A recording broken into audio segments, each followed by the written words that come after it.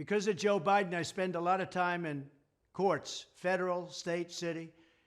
And tomorrow I'll be attending another Biden-inspired federal appeals court argument on presidential immunity in Washington, D.C.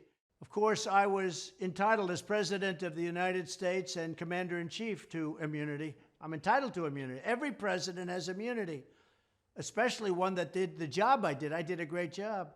And I wasn't working for myself. I was working for the country. I wasn't campaigning. The election was long over. Wasn't campaigning. I was looking for voter fraud, something that I have to do under my mandate. I have to look for voter fraud. And I was finding it. Tremendous amounts of voter fraud in the 2020 election. We have volumes of information. It's all there. And I was doing my job, which I had to do. And it's my obligation to do. And otherwise, running our country and running it well. We didn't have Russia going into Ukraine. We didn't have Israel under attack. We didn't have China talking every day about going into Taiwan. We didn't have inflation. We had a great economy.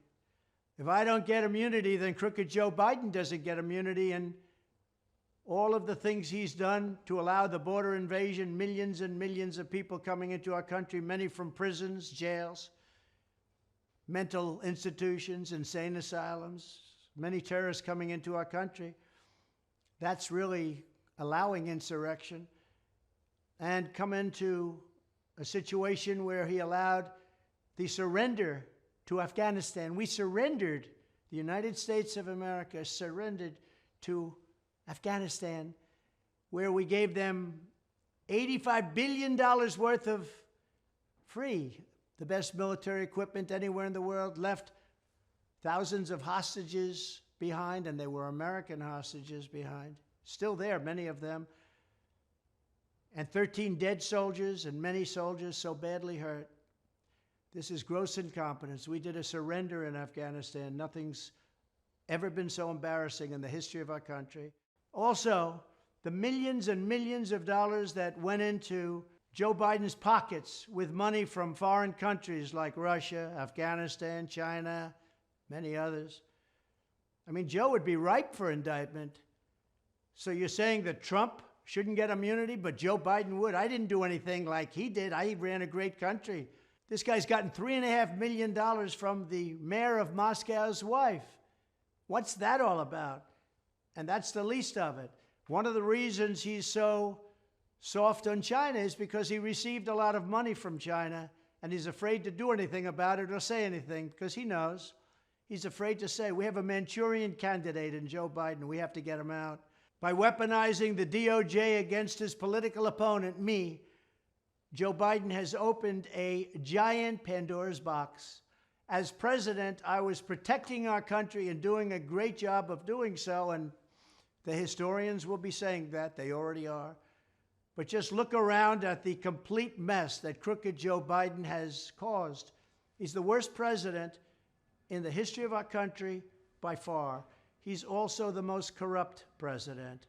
The least I'm entitled to is presidential immunity, just like any other president would get. I'd be the only one that they would even consider not giving me immunity, because for whatever reason, people are angry that I've done such a good job, and I've replaced people that were corrupt, that were supposed to be president. So take on the fake Biden indictments. They're all Biden indictments. These aren't indictments, as we say, like God coming down from heaven and saying you did something wrong. These were indictments given and pushed by Joe Biden. And he told his DOJ to do it. Don't believe anything else. He told his DOJ to do it. Go and indict him, because he's losing badly in the polls, so badly that he figures this is the only way that he can win. The only problem is that thus far, it's pushed us way up in the polls, higher than anybody's ever been, actually, because people see it's a scam and they see it's a persecution, and they don't like it when it comes to anything, but certainly not when it comes to a president. They're running a political campaign in a dirty way, even worse than they did previously. And frankly, it's never happened in our country before. It only happens in third world countries or banana republics. They're using their Department of Injustice to go after his political appointment. And this is all him, 100% him. He's the one that told them to do it, and they obey his orders. It's a shame. Never happened in the United States before, but it's happened now. And he has to be careful because that can happen to him also. The next president, whoever that may be, has a statute of limitations that go back 6 years. That's a long time, Joe. You have to be very careful. We have to guard and protect our country. We have to do what's right for our country. You don't indict your political opponent because he opposes the corrupt election, which you know was corrupt. Everybody knows it was corrupt. The American public knows it was corrupt. You don't indict your political opponent.